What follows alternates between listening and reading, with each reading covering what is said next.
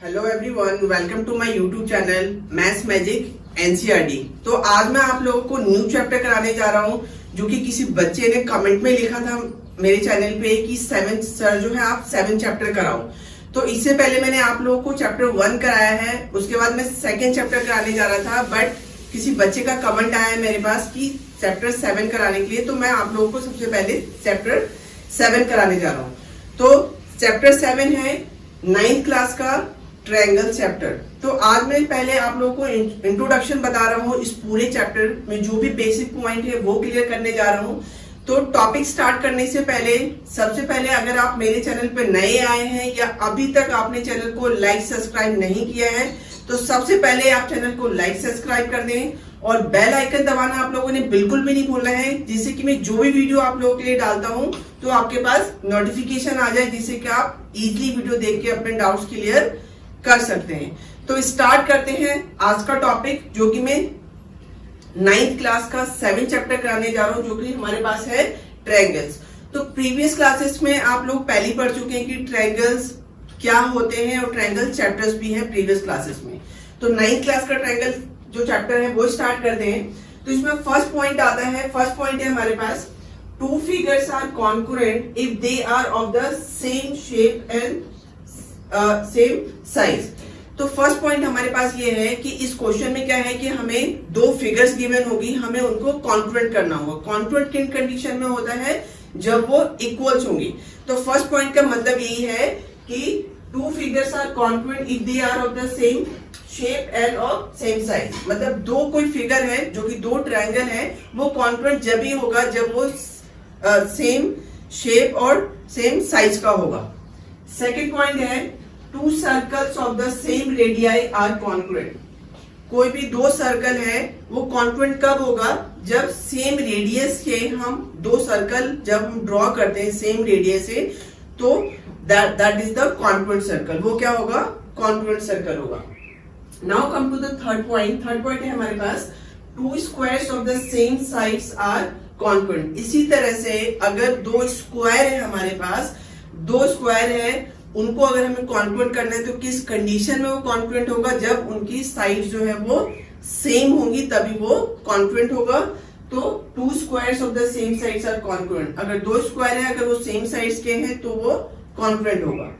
Now come to the next point, one pair of sides and one pair of angles is not sufficient to give us congruent triangles। अब इसका मतलब ये है कि आपके पास कोई भी दो ट्रायंगल है और आपको पूछा गया है कि उसे हमें कॉन्ग्रुएंट प्रूव करना है। तो इसमें क्या है, हमें एटलीस्ट 3 चीजें जो है हमें सेम दिखानी होती है। अगर आप ऐसा करते हैं कि आपने दो चीजें जो है वो सेम दिखा दी और कॉन्ग्रुएंट लिख दिया आपने, तो दैट इज द रॉन्ग, वो गलत है। हमें एटलीस्ट 3 चीजें सेम दिखानी होती है, after that is the congruent. तो इस पॉइंट का मतलब यही है कि वन पेयर ऑफ साइड, किसी भी दो ट्रायंगल का एक जो पेयर है वो इक्वल है अगर, and one pair of angles, मतलब one pair of sides equal है, one pair of angle equal है, तो वो कॉन्ग्रुएंट नहीं होगा। That is not sufficient to give us congruent triangle. तो वो सफिशिएंट नहीं होगा। Now come to the next point, congruent triangles corresponding parts are equal and in short CPCT for corresponding parts of the congruent triangles। अब क्या होता है कि कोई भी दो ट्रायंगल है उसको हमने कॉन्ग्रुएंट प्रूव कर दिया, तो उसके जो corresponding parts होंगे वो क्या है? इक्वल होंगे। हम शॉर्ट फॉर्म में ये भी लिख सकते हैं, CPCT भी लिख सकते हैं, और CPCT का मतलब होता है corresponding parts of congruent triangle। तो लास्ट वाले पॉइंट का बहुत सिंपल है कि जब हम जो कॉन्ग्रुएंट प्रूव कर दिया हमने, तो उसके कोरस्पॉन्डिंग पार्ट्स जो होंगे वो इक्वल होंगे, और हम उसको लिख सकते हैं बाय CPCT। ये इसका शॉर्ट फॉर्म है CPCT, और CPCT का मतलब होता है corresponding parts of congruent triangles. Come to the next point. Next point हमारे पास है कॉन्करेंस रूल। अब जो है कॉन्करेंस रूल आपको पता होना चाहिए, जो कि बहुत ही इंपॉर्टेंट है। जब भी हमें कॉन्करेंट प्रूव करने के लिए बोला जाता है तो हमें उसमें लिखना होता है कि अगर हम कॉन्करेंट प्रूव कर रहे हैं तो किस कॉन्करेंस रूल से वो कॉन्करेंट हो रहा है। तो फर्स्ट है हमारे पास कि SAS, ये सारे कॉन्करेंस रूल है हमारे पास, SAS, ASA, SSS और RHS। तो सबसे पहले आपको इसका मतलब पता होना चाहिए कि कभी भी जब हम दो फिगर को, अगर फर्स्ट कॉन्क्रीट रूल है हमारे पास SAS का मतलब है to sides and one angle. जब भी आप दो ट्रायंगल को आपस में कॉन्क्रीट कर रहे हैं तो अगर आपने दो साइड इक्वल दिखा दिया और एक एंगल इक्वल दिखा दिया तो वो जो कॉन्क्रीट होगा वो किस कॉन्क्रीट रूल से होगा? By SAS। तो यही मतलब है इसका कि two triangles are congruent if two sides and the included angle of one triangle are equal to the two sides and the included angle of the other triangles. तो यही मतलब है कि दो साइड और एक एंगल अगर हमने इक्वल कर दिया तो दैट जो कॉन्क्रीट होगा वो दोनों ट्रायंगल जो कॉन्क्रीट होंगे बाय कौन से कॉन्क्रीट रूल से होंगे? By SAS। Now come to the next congruence rule है हमारे पास ASA। ASA का मतलब है two angles and one side. अगर आपने दो एंगल इक्वल दिखा दिया और एक साइड इक्वल दिखा दिया तो वो जो कॉन्क्रीट होंगे वो किस कॉन्क्रीट रूल से होंगे? By ASA। तो ये मतलब है कि two triangles are congruent if any two pairs of angles and one pair of corresponding sides are equal. Means कि कोई भी हम दो एंगल इक्वल दिखा दें और एक साइड इक्वल दिखा दें तो वो जो है कॉन्क्रीट हो जाएगा by which congruence rule? By ASA। Now come to the next congruence rule. Next congruence rule है हमारे पास SAS। SAS का मतलब है साइड साइड साइड। अगर आपने दो ट्रायंगल्स को अगर तीनों साइड जो है आपस में हमने इक्वल दिखा दिया तो मींस वो किस कॉन्क्रीट रूल से जो है कॉन्क्रीट होगा? By SAS। तो if three sides of one triangle are equal to the three sides of another triangle then the two triangles are congruent। मतलब जो तीन साइड्स है वो एक ट्रायंगल से अदर ट्रायंगल से हमने इक्वल दिखा दिया तो वो भी कॉन्क्रीट होगा by which rule? Which congruence rule? By SSS। Now come to the next congruence rule है हमारे पास RHS। RHS का मतलब होता है right angle, hypotenuse and side. कोई भी दो ट्रायंगल है, अगर हमें उसको कॉन्क्रीट प्रूव करना है, अगर उसमें कंडीशंस आ रही है कि राइट एंगल, एक आपने राइट एंगल इक्वल दिखा दिया, एक हाइपोटेन्यूज इक्वल दिखा दिया और एक साइड इक्वल दिखा दिया तो दैट वो जो दो ट्रायंगल है आपस में वो किस कॉन्क्रीट रूल से कॉन्क्रीट होंगे? By RHS। If any two right triangles, the hypotenuse and one side of one triangle are equal to the hypotenuse and one side of the other triangle, then the two triangles are congruent। तो यही मतलब है कि अगर आपने दो triangle में एक राइट एंगल दिखा दिया कि इक्वल है, एक हमने दिखा दिया कि हाइपोटेन्यूज जो है वो इक्वल है आपस में और एक साइड इक्वल है, तो वो जो दोनों कॉन्ग्रुएंट होंगे triangle by which congruence rule? By RHS। Now come to the next point. Next point है हमारे पास प्रॉपर्टीज ऑफ ट्रायंगल्स। अब जो है कुछ प्रॉपर्टीज है ट्रायंगल्स के वो आपको पता होना चाहिए। तो फर्स्ट है हमारे पास, जैसे आप लोगों को पहले ही पता है कि triangle in which two sides are equal is called isosceles triangle. कोई भी दो ट्रायंगल है उसके अगर दो साइड्स इक्वल है means which type of triangle is it? किस तरह का ट्रायंगल है वो? That is the isosceles triangles. तो हमारे पास थ्योरम है, क्या है? Angles opposite to equal sides of an isosceles triangles are equal. कहते हैं कि angle opposite to equal sides of an isosceles triangles are equal. Means कि कोई भी एक ट्रायंगल है वो आइसोसेलेस ट्रायंगल है, दो साइड अगर उसकी इक्वल है तो उसके एंगल्स भी क्या है? इक्वल होंगे। तो ये जो थ्योरम है इसको मैं प्रूव करके दिखा रहा हूं आपको कि ये ट्रू होता है या नहीं होता, कि कोई भी एक आइसोसेलेस ट्रायंगल है जिसके साइड्स जो हैं दोनों इक्वल हैं तो उसके एंगल्स भी इक्वल होंगे। तो फर्स्ट है, प्रूव करते हैं हम यहाँ पे, we are given as an isosceles triangle. हमें ये गिवन है कि ABC एक आइसोसेलेस ट्रायंगल है। अगर ABC आइसोसेलेस ट्रायंगल है means AB equal to AC, AB और AB equal to AC, AB जो है AC के इक्वल होगा। Which AB equals to AC, we need to prove that angle B equal to angle C। हमें ये prove करना है कि एंगल B जो है वो C के इक्वल है। तो सबसे पहले क्या करते हैं, हम एक लाइन लेते हैं जो कि A से मैंने क्या करा, A से एक D पॉइंट लिया जो कि क्या करता है, एंगल A को और जो लाइन BC है उनको क्या करता है, इंटरसेक्ट करता है, मतलब दो पार्ट्स में डिवाइड करता है। तो अगर एंगल ए को मैंने डिवाइड कर दिया तो ये एंगल जो है वो इसके इक्वल होगा और BD इक्वल्स टू DC होगा। तो सबसे पहले हम दो ट्रायंगल लेते हैं, हमें क्या प्रूव करना है, angle B equal to angle C। हमें प्रूव करना है कि एंगल B जो है C के इक्वल है। तो हम क्या करते हैं, सबसे पहले दो ट्रायंगल लेंगे। दो ट्रायंगल कौन सा लेंगे हम, BAD और CAD। इन दोनों को पहले हम क्या करते हैं, कॉन्ग्रुएंट प्रूव करते हैं। तो ट्रायंगल लेते हैं हम यहाँ पे क्या, BAD एंड ट्रायंगल CAD। तो यहाँ पे दो ट्रायंगल लिया हमने और इसको हम कॉन्ग्रुएंट प्रूव कर रहे हैं। तो जैसे कि मैंने पहले ही बताया आपको कि कॉन्ग्रुएंट, किसी भी दो ट्रायंगल को हमें आपस में कॉन्ग्रुएंट प्रूव करना है तो हमें तीन चीजें इक्वल दिखानी होती है। तो सबसे पहले इसमें क्या गिवन है हमारे पास कि AB जो है वो AC के इक्वल है, AB इक्वल टू AC। तो क्या है ये गिवन है, तो ब्रैकेट में हम लिखेंगे कि AB इक्वल टू AC क्यों है, बिकॉज दिस इज गिवन है। उसके बाद क्या होगा, angle BAD equal to angle CAD। जो ये एंगल है BAD जो है वो CAD के इक्वल होगा, बिकॉज AD जो है एक इंटरसेक्टिंग लाइन है। तो यहाँ पे हम लिखेंगे angle BAD equal to CAD। Why क्यों ऐसा है, बाय कंस्ट्रक्शन। हम यहाँ पे लिखेंगे क्यों है, बिकॉज बाय कंस्ट्रक्शन।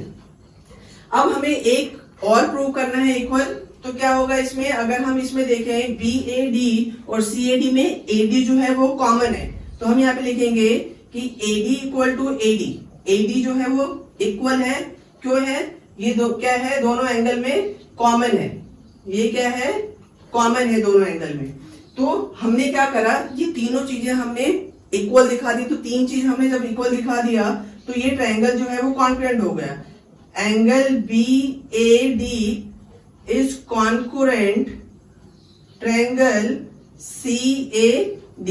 अब क्या हो गया कि ये जो दो एंगल है वो आपस में कॉन्ग्रुएंट हो गए बाय विच प्रॉपर्टी मैं आपको पहले बता चुका हूं कि अब हमने क्या देखना है कि मैंने इसमें क्या किया, दो साइड इक्वल प्रूव करा है और एक एंगल इक्वल प्रूव करा है। तो ये जो BAD है और CAD है वो विच कॉन्ग्रुएंस रूल से जो है वो कॉन्ग्रुएंट हो रहा है, बाय SAS, बिकॉज दो साइड हमने इक्वल प्रूव करा है और एक एंगल प्रूव करा है। ठीक है, तो क्या होगा, हमें मेनली क्या प्रूव करना था कि एंगल B जो है C के इक्वल है। तो अगर हमने कॉन्ग्रुएंट प्रूव कर दिया तो therefore angle B equal to angle C, angle B जो है वो C के इक्वल होगा, बिकॉज हमने दोनों एंगल को क्या करा, कॉन्ग्रुएंट प्रूव कर दिया। बिकॉज क्या होता है, corresponding angles of congruent triangle जो है वो इक्वल होंगे। तो angle B equals to angle C जो है वो क्या होगा, बाय CPCD भी हम लिख सकते हैं।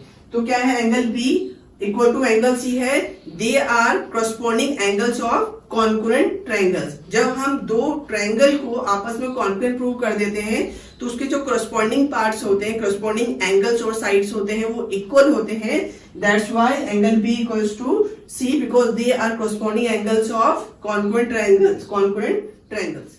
Now come to the next theorem. Next theorem है हमारे पास, the side opposite to equal angles of a triangle are equal. ये जो है सेम है, इससे पहले जो मैंने थ्योरम कराया है उसका सिंपल अपोजिट है। उसमें क्या था कि जब कोई भी एक ट्रायंगल है उसके दो साइड्स अगर इक्वल होते हैं तो उसके अपोजिट एंगल भी इक्वल होते हैं, ये था। और जस्ट उसका अपोजिट है ये कि the side opposite to equal angles of a triangle are equal. अब क्या है कि अगर एंगल्स इक्वल हैं तो क्या उसके साइड्स भी इक्वल होंगे, ये प्रूव करना है हमें। तो मींस क्या है, this is the converse of theorem 7.2। तो सेम है ये जो पहले हमने 7.2 थ्योरम मैंने कराया आपको, जस्ट उसका अपोजिट है ये। तो इसी के बेस पे मैं आपको एग्जांपल 4 कराने जा रहा हूं जो कि सेम इसी थ्योरम के बेस पे है। इसमें क्या है क्वेश्चन कि in a triangle ABC the bisector AD of angle A, AD जो है एंगल A का बाइसेक्टर है and is perpendicular to side BC, और AD जो है वो BC के ऊपर क्या है, परपेंडिकुलर है। परपेंडिकुलर मींस क्या है, ये 90 है। यहाँ से भी 90 है और यहाँ से भी 90 है, and show that AB equal to AC and triangle ABC is isosceles. तो हमें प्रूव करना है कि जो AB है वो AC के इक्वल है और ABC जो है वो एक आइसोसेलेस ट्रायंगल है, ये प्रूव करना है हमें, ठीक है। पहले वाले थ्योरम में क्या प्रूव करना था कि angle B equals to angle C, इसमें हमें साइड प्रूव करना है, जस्ट अपोजिट ऑफ थ्योरम 7.2 है ये। तो सबसे पहले क्या करते हैं हम, इसमें अगर इसमें गिवन है कि ये एंगल जो है वो इसके इक्वल होगा, बिकॉज क्या है AD जो है बाइसेक्टर है एंगल A का और AD जो है परपेंडिकुलर है BC के ऊपर। तो सबसे पहले हम यहाँ से क्या करेंगे, दो ट्रायंगल को हम कॉन्फ्रेंट प्रूव करेंगे। तो सबसे पहले दो ट्रायंगल लेते हैं, सबसे पहले लेते हैं triangle BAD and triangle CAD। दो ट्रायंगल लेते हैं हम, इसको हम क्या करते हैं, कॉन्करेंट प्रूव करते हैं। तो सबसे पहले हमारे पास क्या गिवन है, angle BAD equal to angle CAD। ये क्या है, गिवन है हमें, ये क्या है, गिवन है। कैसे गिवन है, बिकॉज यहाँ पे लिखा हुआ है कि the bisector of AD of angle A, जो AD है वो एंगल A का बाइसेक्टर है मीन्स उसको आपस में डिवाइड कर रहा है। तो ये एंगल जो है वो इस एंगल के इक्वल होगा, इसलिए मैंने लिखा यहाँ पे कि एंगल BAD जो है वो CAD के इक्वल है और वो गिवन है। और नेक्स्ट क्या लिख सकते हैं, नेक्स्ट हमारे पास इसमें क्या है, AD जो है वो कॉमन आ रहा है, तो क्या लिखेंगे, AD इक्वल टू AD क्या है, ये कॉमन है, दोनों में कॉमन है, ठीक है। और एक हमें और प्रूव करना है, क्या लिख सकते हैं, ADB इक्वल टू ADC। क्यों होगा, बिकॉज ये परपेंडिकुलर है, तो ADB भी 90 होगा और ADC भी क्या होगा, 90 होगा। तो क्या लिखेंगे हम यहाँ पे, angle ADB equal to angle ADC। ये दोनों इक्वल होंगे, वाई, बिकॉज ये क्या है, इक्वल टू 90। ईच क्या है, ये ईच 90 है, ये दोनों 90 है, that's why angle ADB equal to angle ADC equal होगा। अब हमने क्या करा, तीन चीजें हमने यहाँ पे इक्वल दिखा दी हैं, तो मतलब कि अभी कॉन्करेंट प्रूफ हो गया है। तो क्या लिखेंगे, ट्रायंगल BAD, इन दोनों ट्रायंगल कॉन्करेंट प्रूव कर रहे थे, it congruent to triangle CAD। Congruent हो गया, बट अब हमें ये बताना है कि ये दोनों जो कॉन्करेंट हुए हैं, बाय विच कॉन्करेंस रूल ये कॉन्करेंट हो रहे हैं। तो हम यहाँ पे देखेंगे कि मैंने क्या किया, यहाँ पे दो एंगल इक्वल हो रहे हैं और एक साइड हो रहा है, तो मतलब किससे होगा, ये ASA, two angle one side. तो BAD कॉन्करेंट टू CAD किससे हुआ है, ये कौन से कॉन्करेंस रूल से हो रहा है, ये ASA, ठीक है। इसे कॉन्करेंट प्रूव कर दिया। अगर ये कॉन्करेंट प्रूव हो रहा है मीन्स क्या हो रहा है कि BAD इक्वल टू CAD। इसका मतलब है कि दोनों जो एंगल है, ये एंगल BAD जो है अब इक्वल है एंगल CAD के।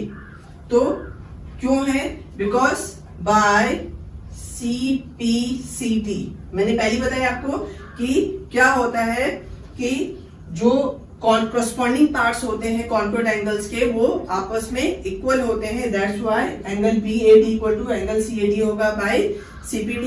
ये शॉर्ट फॉर्म में लिखते हैं हम। तो हमें क्या प्रूव करना था, angle B equal to A, तो दैट इसलिए जो है अब ये इक्वल है, तो क्या होगा, AB इक्वल टू AC। ये साइड भी आपस में इक्वल हो जाएंगे क्योंकि हमने दोनों को इक्वल प्रूव कर दिया।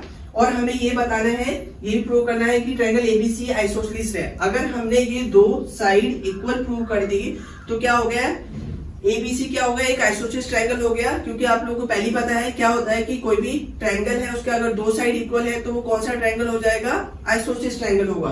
तो हमने प्रूव कर दिया कि AB इक्वल टू AC है, तो मीन्स क्या होगा, ट्रायंगल ABC क्या हो गया, अब triangle ABC is a isosceles isosceles triangle. तो हमने दोनों चीजें प्रूव कर दी यहाँ पे कि AB इक्वल्स टू AC और triangle ABC is an isosceles triangle. Now come to the next theorem. Next theorem है हमारे पास 7.6। If two sides of a triangle are unequal, the angle opposite to the longer side is larger. अब इसमें बोला है कि कोई भी एक ट्रायंगल है जिसकी दो साइड जो है वो क्या है, अनइक्वल है। जैसे ये ट्रायंगल है ABC, इसमें दो ये साइड वो अनइक्वल है और एक साइड जो है वो लॉन्गर है। तो क्या होता है कि if two sides of a triangle are unequal, the angle opposite to the longer side is larger. मतलब कि जो लार्जर साइड होगा उसका जो अपोजिट एंगल होगा वो क्या होगा, लॉन्गर होगा, लॉन्गर या ग्रेटर होगा। तो यही बोला गया है इसमें कि ABC जो है वो एक डिफरेंट अनइक्वल साइड से है और AC अगर आप देखेंगे तो लॉन्गर साइड है, तो इसका अपोजिट जो होगा वो एंगल क्या होगा, लॉन्गर होगा, ग्रेटर होगा, बड़ा होगा। तो एंगल B जो है वो बड़ा होगा। तो यही है। Now come to the theorem 7.7। 7.7 है हमारे पास, in any triangle the side opposite to the larger angle is longer। अब जो थ्योरम 7.6 है इसका अपोजिट है कि if any triangle the side opposite to the larger angle is longer। मतलब कि अब क्या होगा कि कोई लार्जर एंगल है, ठीक है, उसका जो अपोजिट साइड होगा वो क्या होगा, लॉन्गर होगा या ग्रेटर होगा। अब यहाँ पे अगर हम बात करें तो क्या होगा, AB प्लस BC करें जो कि ग्रेटर होगा कौन से साइड से, AC। AB प्लस BC करें जो कि ग्रेटर है AC से। और अगर हम यहाँ पे BC प्लस AC करें, BC प्लस AC ग्रेटर होगा किससे, AB से। उसी तरह से AC प्लस AB जो है वो ग्रेटर होगा किससे, BC से। तो यही मतलब है इसका कि in any triangle the side opposite to the larger angle is longer. तो मतलब कि कोई भी एक बड़ा एंगल है उसका अपोजिट जो साइड्स होंगी वो भी क्या होगा, वो लॉन्गर होगा या ग्रेटर होगा। Now come to the next theorem. Next theorem हमारे पास 7.8। The sum of any two sides of a triangle is greater than the third side. तो सेम थ्योरम है जो मैंने इससे पहले एक्सप्लेन किया कि कोई भी दो साइड्स को अगर हम प्लस करते हैं तो वो ग्रेटर होगा as compare to the third side. तो आई होप आप लोग को जो भी मैंने इंट्रोडक्शन कराया, जो भी बेसिक पॉइंट्स है वो सारे क्लियर करते हैं मैंने इस चैप्टर से रिलेटेड, वो समझ आ गया होगा। बट अभी भी कोई भी पॉइंट्स या कोई भी थ्योरम में आप लोगों को कोई भी डाउट्स है तो प्लीज आप कमेंट बॉक्स में मिले तो कमेंट बॉक्स में लिखें। तो मिलते हैं नेक्स्ट वीडियो में नेक्स्ट एक्सरसाइज के साथ सेम चैप्टर।